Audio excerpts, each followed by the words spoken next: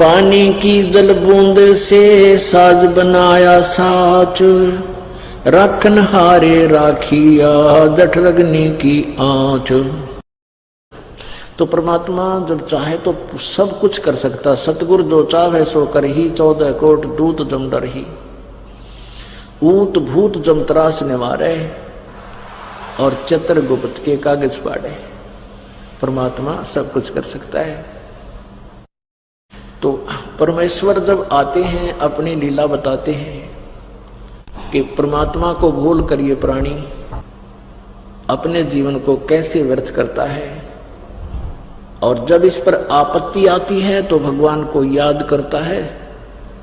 आपत्ति टल जाती है तो फिर गुट्टी ने याद करे, शराब याद करता है, बकवाद याद करता है, कि ताश खेलता है, कहीं सिनेमा में देखता है। तो परमात्मा क्या बताते हैं कि भाई मानुष जन्म दुर्लभ है, मानुष जन्म दुर्लभ है, ये मिले न बारंबार। तरवर से पत्ता टूट गिरे वो बहोर न लगता डार। मानुष जन्म दुर्लभ है, ये बार बार नहीं मिलता। जिस प्रकार वृक्ष से पत्ता टूट जाए दोबारा स्थापित उस टहनी पर नहीं हो सकता, ऐसे ही आप जी जब इस परिवार से छूट जाओगे, चले जाओगे, आपका देहांत हो जाएगा,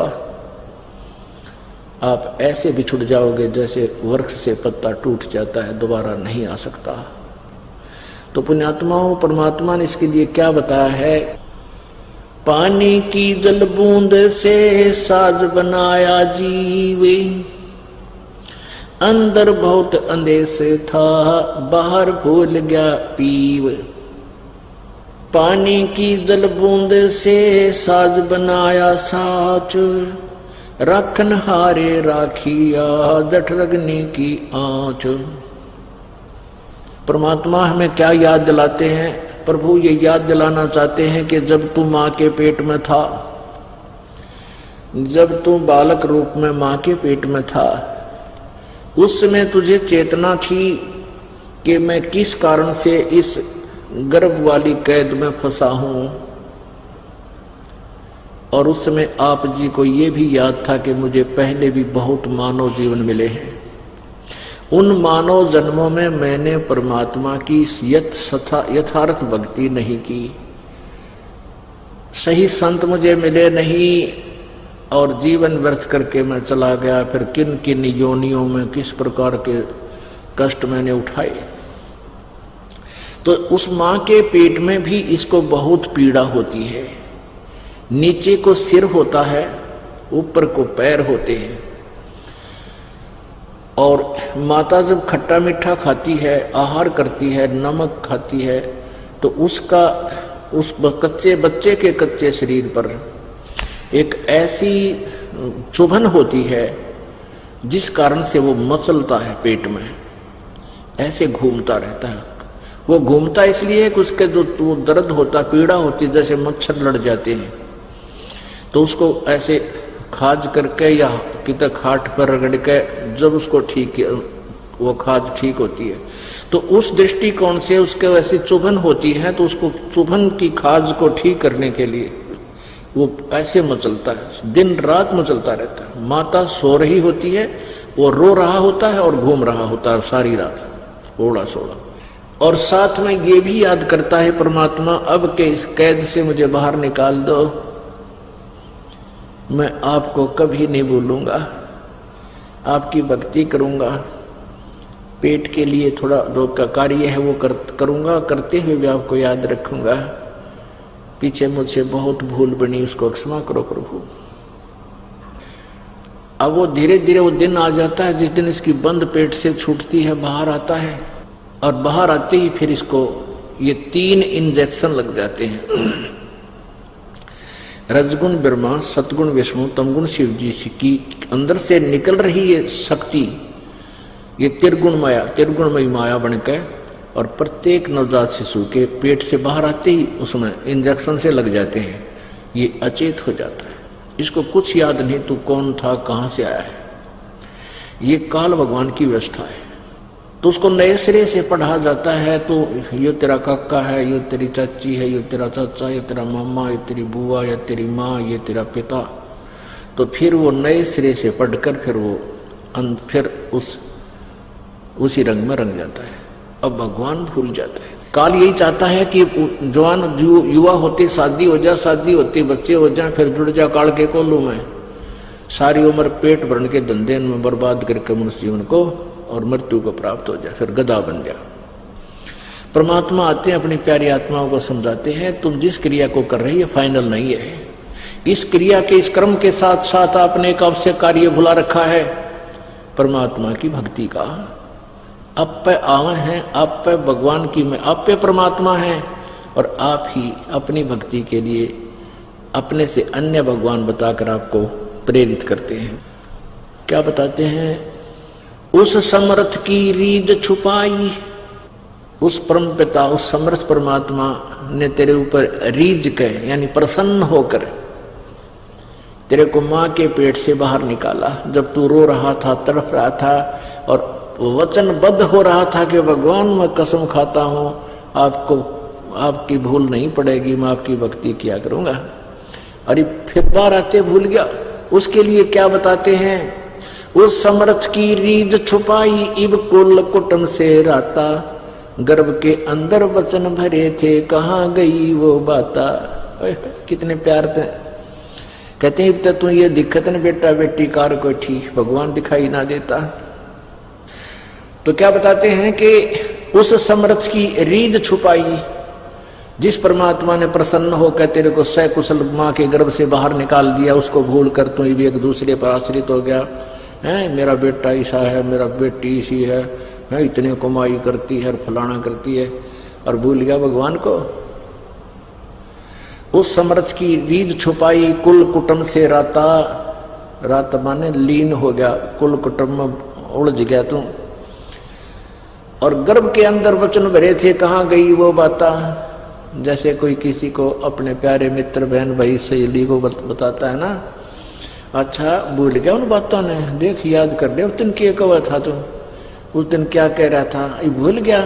तो यानी उसको वो वस्तु याद दिलाने के लिए, उसको मोल्ड करने के लिए परमात्मा, जैसे वचन कहे जाते हैं, परमात्मा प्रत्येक वाणी का प्रयोग कर रहा है। जैसे अपने आत्मा परमात्मा ने इतनी मोटी वाणी बोल रही, इतना मोटा ग्रंथ बना रखा है, अपनी वाणी बोल बोल के, कबीर सागर, कबीर वाणी, लोको कबीर दो हावली है। और फिर जिन संतों को मालिक ने अपनी चेतना दी, उन साक्षात्कार कराया, उनके अंदर ज्ञान योग खोल दिया, उन महापुरुषों ने भी से मोटे मोटे ग्रंथ परमात्मा की महिमा के बना रखे हैं।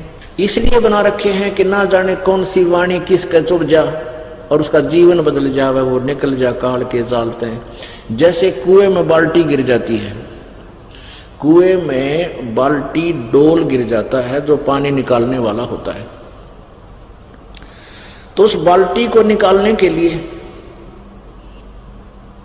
एक रस्से से बांधकर 20, 22, 21 हुक डाले जाते हैं। उनको एक ऐसे गुच्छा बना दिया जाता है हुकों का, किसी का ऐसे मुंह, किसी का ऐसे मुंह, किसी का ऐसे, और ऊपर से इकट्ठे बांध दिए जाते हैं एक कड़े में, और रस्सी से बांधकर उनको नीचे डाल दिया जाता है। बाल्टी को खोजने के लिए ऐसे घुमाते हैं कुएं में, कूप में, तो वो ना उस एक कुंडे मुड़ के आ जाती है।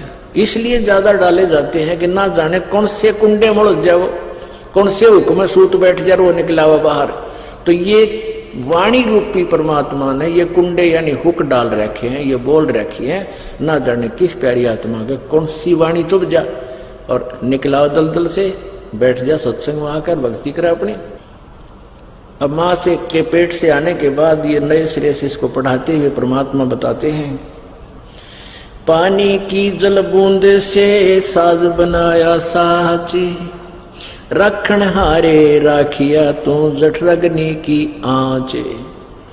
माँ के पेट में, गर्भ में, जहाँ हमारी पाचन क्रिया का सिस्टम है उसको जठराग्नि बोलते हैं, वहाँ बहुत जबरदस्त हीट है। अब परमात्मा की व्यवस्था बहुत जबरदस्त है और पुण्यात्मा ही इसको समझ सकती है। जहाँ पर भोजन हम जैसे रोटी आटा हमने जैसा भी पक्का कच्चा कर लिया, कई कच्ची सब्जियां भी खाते हैं, फल भी खाते हैं, और रोटी भी ये कच्ची पक्की ही होती है। इनको हम खाते हैं तो अंदर जा करके इनको दोबारा गर्म करता है, अंदर परमात्मा का एक सिस्टम है, और उनको इतना गर्म कर देता है कि उनको नए सिरे तो अलग अलग अंश बनाए जाते हैं। तो कहते हैं उसी जहां तो तेरा एक चीकला सा बन रहा था शरीर का मां के पेट में, गर्भ में, और वहीं पर इतनी भयंकर आंच थी, तेरा जरा सी लग जा तो सारा खत्म हो जाए। अब कहने का भाव परमात्मा का ये है कि जिस भगवान ने मां के पेट में भी तेरी रक्षा की और मां के गर्भ में तुझे आहार पहुंचाया, क्या आज वो तेरे प्रति सचेत नहीं है? कहने का भाव यह है कि जैसे मां के पेट से बच्चा बाहर आता है, बाहर आने से पहले मां के स्तन में दूध नहीं होता, और बच्चा बाहर आते ही इतना दूध भगवान दे देता है बच्चा पीवे और जूठा छोड़े, और उससे पहले ट्राई करके देख लो एक टोपा दूध नहीं होता। तो कहते हैं कि जब मां परमात्मा ने तेरी इतनी चिंता है मां के पेट से बाहर आने से पहले, और उसने पूरी व्यवस्था कर रखी, दूध चाहिएगा, दांत नहीं है बच्चे का दूध चाहिएगा तो दूध मां के स्तन में व्यवस्था कर दी, तो क्या आज वो तुम्हारा मदद नहीं करेगा? तुम अपने में सियाने बन के चोरी करके, मिलावट करके, बकवाद करके, एक मिनट की फुर्सत नहीं भगवान भजन की, तो इन बातों से मन हटेगा, इन बकवादों से, और समय निकलेगा भगवान से। एक समय एक माई के बच्चे ना होया करते, एक संत उनके द्वार पर आता था, माई ने काफी प्रार्थना की। एक दिन उस संत ने कहा कि माई तेरा संतान जब हो जा, भगवान सुन ले तेरी, तो पहली संतान, पहला पुत्र मुझे दे देना, मैं अपने शिष्य रूप में रख लूंगा। उसने नो चिंता की, तू बड़ होएगा, तेरी सेवा कौन करेगा? एक बालक बचपन से रंग दूंगा उसने अपनी रंग में, वो संसारिक में ना फंसेगा। तो माई वचनबद्ध होगी कि महाराज अगर मेरे 2 पुत्र हो गए तो पहला बेटा मैं आपने दे दूंगी। पक्की बात से पक्की बात। परमात्मा की रजा हुई, पहला पुत्र हो गया, और वो साल भर का हुआ, इतना दूसरा और हो गया, तीसरा और हो गया, 1-2 बेटी होगी, और उससे कई वर्ष हो गए थे शादी ने, उनका संतान ना हुई थी। तो माई को खुशी हुई, भी महाराज जी का क्या वचन कर रखा है। वो आश्रम में रहा करते थे, वहीं आश्रम था उनका गांव से बाहर। तो माई ने संदेशा दिया कि महाराज आपकी कृपा से ये पुत्र हुआ था, तो आपकी दया से 3 पुत्र हो गए, और ये आपका बच्चा। ने बोला माई इसने 2-1 साल और रख ले तो फिर मुझे दे दो। 3-4 साल का हो गया, थोड़ा सा तो महाराज को दे दिया। 2 उसके पास रह गए, 1 बेटी। अब वो लड़के को 10-12 वर्ष तक, यानी 15, 16, 17 साल का हुआ, तब तक उसने वहीं रखा, अपने आश्रम से बाहर नहीं जाने दिया, कहीं ये नकम्मे बच्चा दौरा बैठ कर बकवाद सीख ले और तुझे छोड़ कर ना भाग गया, इस दृष्टिकोण से। तो आश्रम में क्या करते थे, वो महात्मा खुद रोटी लेकर भिक्षा मांगने आता था, और आश्रम में औरतों का जाना अलाउड नहीं था। तो महाराज जी जो है खुद भिक्षा लेकर जाता था और बना खा लेते थे, वो लड़का बना लेता था, फिर शाना हो था। एक दिन उस बच्चे के, उस महात्मा जी का बुखार हो गया बहुत ज्यादा, और वो 2-3 दिन तक चल गया। जो भिक्षा ला रखी थी वह खत्म होगी। तो लड़का बोला महाराज जी आज मैं भिक्षा ले आता हूं, आपकी आज्ञा दो। महाराज जी बोला भाई नो करिए, सीधा गली में चला जाना और बाएं मुड़ जाना, और बाएं साइड में ही जो पहला घर हो ना उसमें भिक्षा लाना, और उसमें जो मिला वापस आ जाना, और मत जाना कहीं पर। उसने आज्ञा का पालन किया, वो डोला लेकर चल पड़ा। वहां जाकर क्या देखा उसने कि जब उसने कहा कि माई भिक्षा देना, उस माई ने कहा कि जा बेटी, उसकी लड़की से वो लड़का 18-19 साल का हो गया, वो लड़की थी 15-16 12-13 साल की, 10-12 वर्ष की होगी। उसकी माई ने कहा कि जा बेटी बाबा जी का भिक्षा गा जा। अब वो भिक्षा लेकर गई तो उसने क्या देखा कि उस लड़की की चेस्ट पे जैसे दूध ही उभर आती है बच्चे का। तो उस लड़के ने सोचा ये इस बहन के फोड़े हो गए, और उनके गुरुजी का एक दिन फोड़े फोड़ा हो गया था, और वो फोड़ा बाल तोड़ था, अच्छा मोटा हो गया, और महाराज जी घना दुख हो गया था, काफी मतलब पीड़ा महसूस करते थे, रोते थे रात को। तो वो 1 हफ्ते में जाकर वो फोड़ा फूटा था, वो दवाई जुड़ी बांधने से। तो उसने सोचा कि ये जो गुरुजी का फोड़ा हुआ था इस बहन का ये फोड़े हो रहे से 2। वो कहने लगा बहन आपके ये फोड़े हैं ना, आपके फोड़ों की दवाई मेरे गुरुजी के पास है, आश्रम में आ जाना, इन फोड़ों की दवाई लगा देंगे, आपको दर्द नहीं हो रहा। अब उस लड़की ने सोचा ये बकवाद कर रहा निकम्मा ढेड़। तो वह गालियां मंड गई उसने, ढेड़ तेरा माँ कोई ना, तेरा बहन कोई ना, अपनी बहन के फोड़े फुड़वा ले, नो करवा ले। वो लड़ने लगी। उस माँ ने सोचा ये क्या झगड़ा हो गया इनका। वो आई, माई ने पूछा कहाँ से आए हो महाराज जी? एक आश्रम से आया हूं मैं। वह जानेगी क्यों तो वे बेटा है मेरे वाला जो मैंने दान किया था। उस बेटी को पता क्यों बाहर आने नहीं दिया उसने, उस पहचानते नहीं थे एक दूसरे को, ना घर जानता था वो लड़का। तब उसने कहा महाराज जी, वो लड़की को समझाया बेटी क्यों गाल दे रही है, तेरा भाई है। अरे इसने देखा नहीं आज तक कोई समाज, बाहर आया नहीं, महाराज जी को मैंने इसको दे रखा है, आज ये पहली बार आया है। क्या बात होगी महाराज जी, गुरु जी क्यों नहीं आए? वो बच्चा बोला माई की बेटी गुरु जी को बुखार हो गया है इसलिए मुझे भेजा है, और उसने यही घर बताया था कि और घर से भिक्षा भी नहीं लाना है। और मैं तो इस बहन, क्या झगड़ा हो गया तुम्हारा? कि मैं तो इस बहन को कह रहा था कि मेरे गुरुजी का फोड़ा हो गया था, वो बहुत रोया करते थे, मैं इसको पूछ रहा था तेरे इन फोड़ों में दर्द नहीं होता बहन? तो मुझे गालियां देने लगी, नाराज होगी पता नहीं। तो वह माँ तो जानेगी, तो भोला भगत से इसको पता नहीं किसी वस्तु का। बहन वह दुख मानेगी कि नकम्मा आदमी मुंडा बोला है। तब उस माई ने बताया कि महाराज जी ये मेरी बेटी है और ये फोड़े नहीं हैं, इसकी हम शादी करेंगे 1-2 साल 4 साल में 5 वर्ष में, और शादी के बाद फिर इसका संतान होएगी, और वो संतान के लिए इनमें परमात्मा दूध देगा उस बच्चे के लिए। ये फोड़े नहीं है, ये इसके सतन है, और इनमें दूध आओगा, संतान जो इसके बच्चे पैदा होंगे दूध पिया करेंगे इस तरह। अब कब कितने दिन में शादी करोगे? कि 2-4 वर्ष में और शादी करेंगे, 1-2 वर्ष में फिर बालक होगा। अब वो जितना आटा उसने डाल रखा था ना लड़की ने, वह जोड़ी वही फेंक दी और चल पड़ा वापस। अब क्या सोचा उस बालक ने कि हे परमात्मा, जब माँ कद आज यह लड़की 4 साल बाद से ब्याही जाएगी, और 2 साल के बाद जिसका बच्चा होगा 6 साल हो गए, और 6 साल एडवांस भगवान ने प्रबंध कर रखा आने वाले बच्चे का, तो हमने कि आश्रम में भूखे मरण देगा, क्यों मांगते अंडे? वह बूढ़े जोड़ी पटक दी था। अब वो थैला वहां डालकर वापस गया।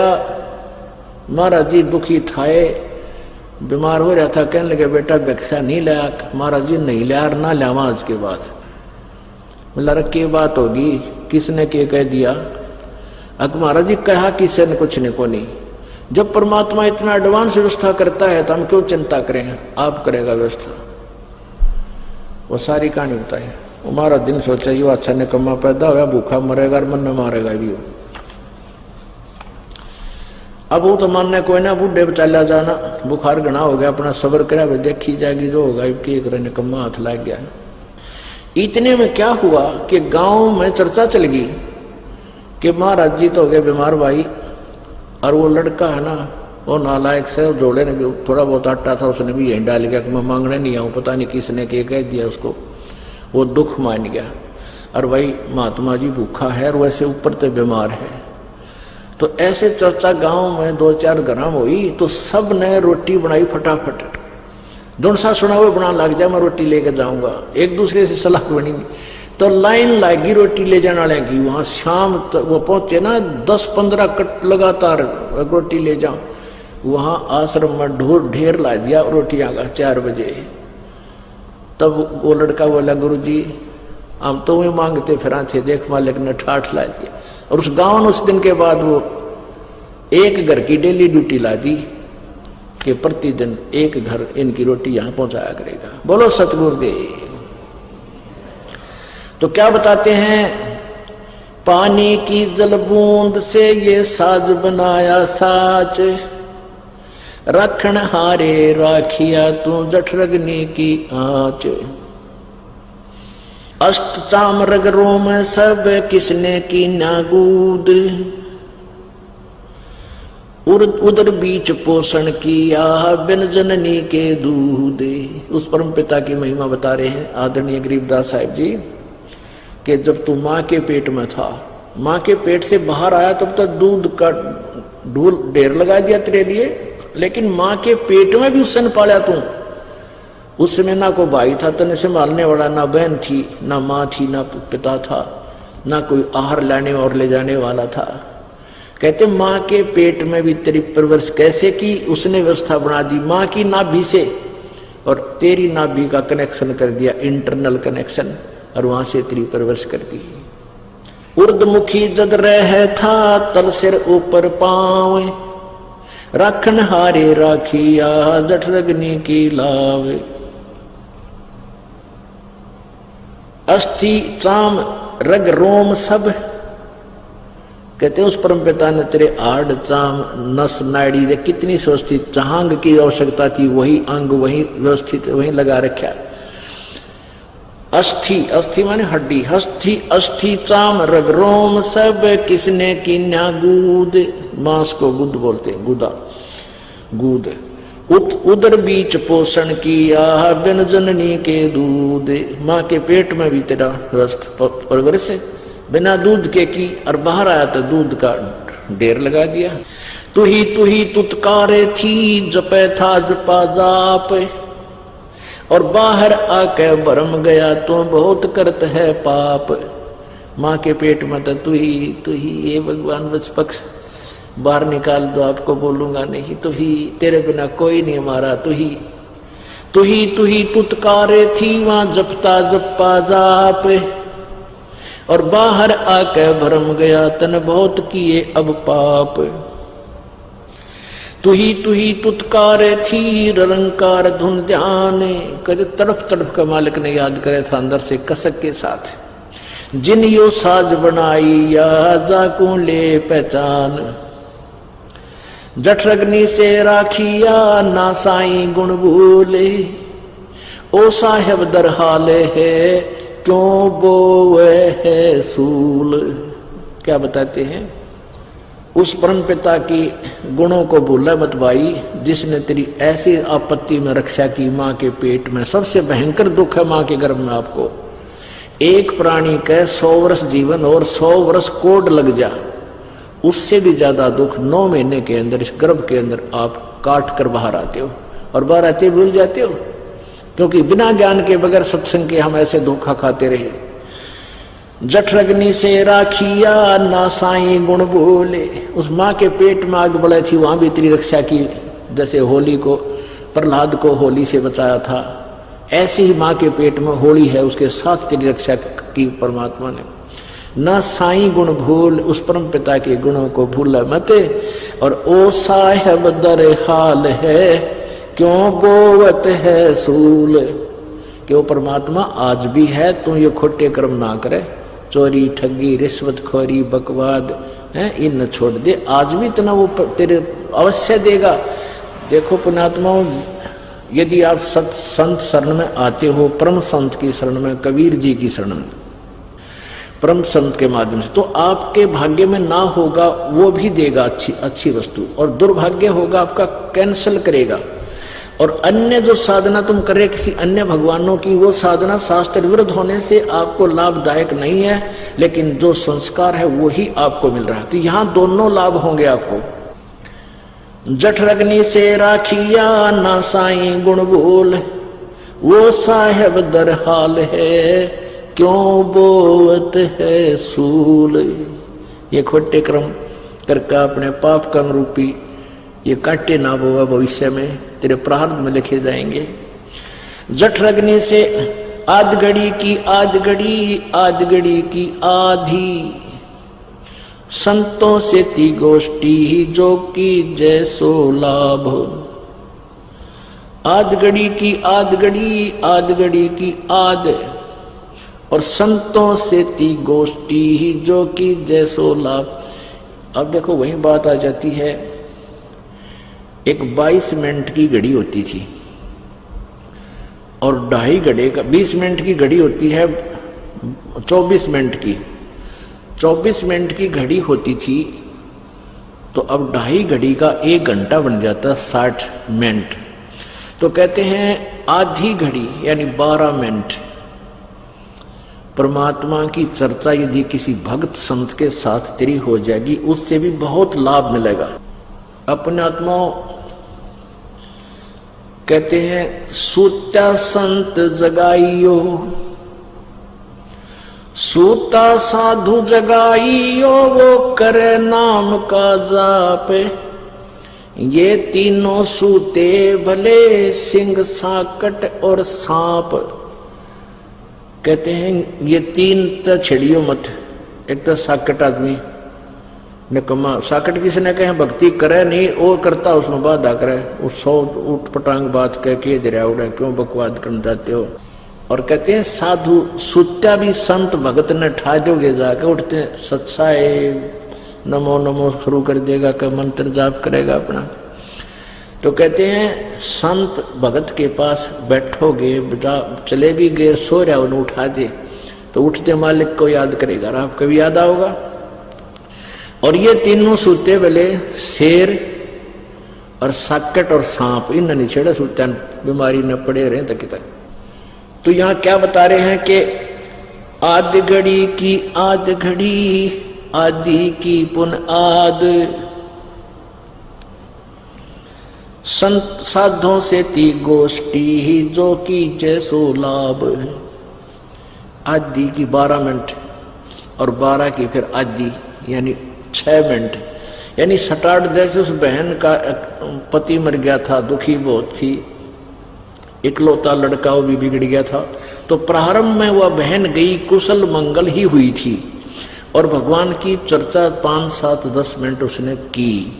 फिर धीरे धीरे वो इतनी भूख बढ़ती चलेगी और वो मालिक के चरणों में आगे कल्याण हुआ, परिवार का उद्धार हुआ। तो यहां उसी की तरफ संकेत है। फिर परमात्मा की भक्ति साधना के विषय में क्या बताते हैं, अलख अलह को याद करे कादर को कुर्बान, साईं से ती तोड़ कर इबराता अधम जिहान। अलख अलह को याद कर और कादर को कुर्बान, कहते समर्पित होकर उस अल्लाह को, चाहे राम को हो, गॉड को, चाहे खुदा का हो, उस पूर्ण परमात्मा अलख अलह, अलख जो दिखाई नहीं देता, जो सबकी दिव्य दृष्टि की रेंज से बाहर है, उस अलख अलह को जिसको याद करो। और कादर को कुर्बान, अलख अलह को याद करे कादर को कुर्बान, साईं से ती तोड़ के इब राता अधम जिहान। परमात्मा ने भूल के ए अधम, ए नकमी आत्मा अब संसार में लीन हो गया है। कार मेरी, कोठी मेरी, फलाना मेरा, 1 मिनट में मृत्यु हो जा। जो काम करना था वो तो रह गया, इन कोठी और कारा उलझ गया। और परमात्मा कहते हैं जब तेन कार कोठी भी चाहिए तो वह मैं दूंगा आवश्यकता अनुसार।